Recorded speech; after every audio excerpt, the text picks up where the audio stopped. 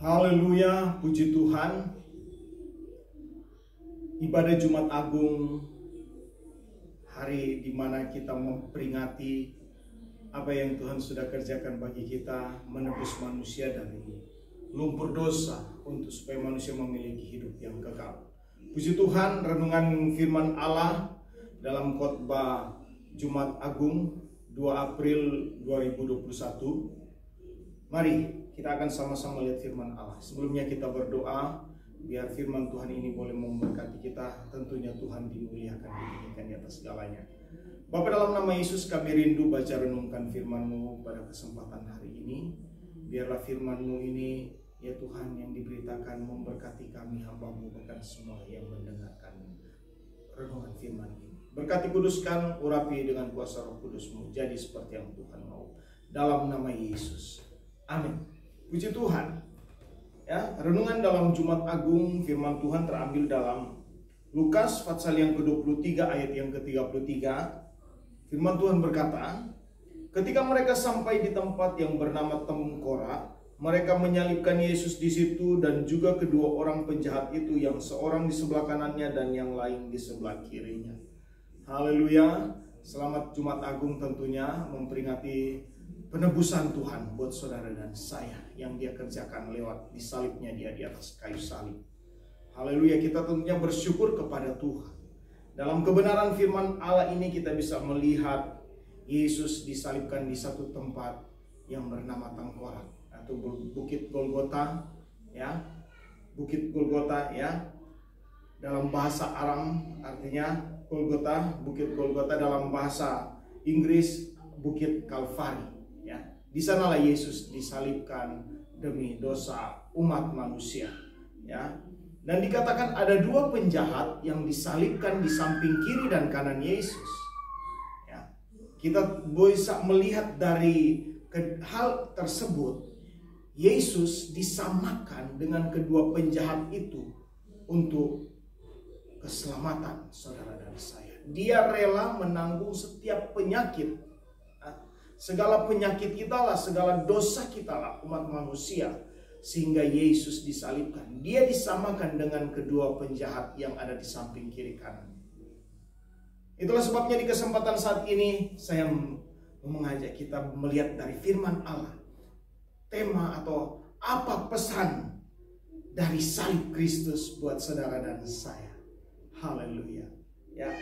Yang pertama, saudara, melayani dengan kasih. Yesus melayani dengan kasih ketika Dia mau menjalani jalan salib via dolorosa.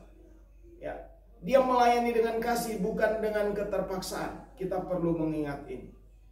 Dalam aplikasi kehidupan saudara dan saya sebagai orang percaya, mari kita pun mau melayani dengan kasih, bukan dengan keterpaksaan.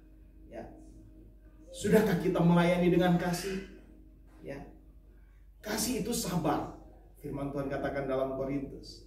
Sudahkah kita menanggung segala sesuatu dengan sabar dan kita berkata, Tuhan, terpujilah Engkau, Engkau baik. Tidak berkata, Tuhan, Engkau tega terhadap saya. Yesus tidak demikian. Dia melayani dengan sabar penderitaan yang dia hadapi, caci maki dan segala macam rupa sudah disampaikan kepada dia. Tetapi dia dengan kasih menjalani setiap proses yang harus dia jalani demi saya dan saudara. Haleluya. Marilah melayani dengan kasih. Pesan dari salib Kristus yang kita bisa lihat juga yang berikut, berkorban untuk sahabat-sahabat. Yesus melakukan semua karena kita adalah sahabat-sahabat Dia. Ya, ya. Yohanes, ya, 15 ayat 13. Ya, seorang sahabat, ya, yang kita bisa melihat dalam Yohanes 15 ini, ya, bahwa dikatakan di sana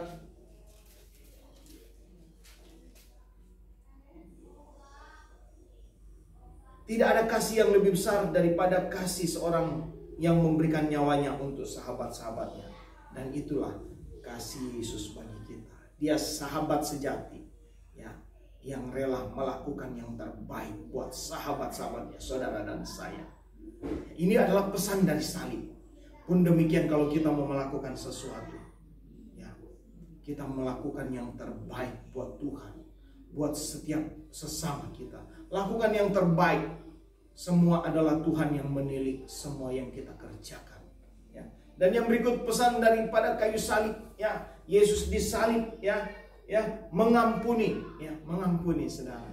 Yesus mengampuni setiap dosa manusia. Saudara dan saya pun, kita akan menghadapi jalan salib di dunia ini. Kita punya salib sendiri yang kita harus pikul. Ya. Ada banyak hal yang kita harus hadapi. Tetapi kita harus belajar mengampuni. Ya.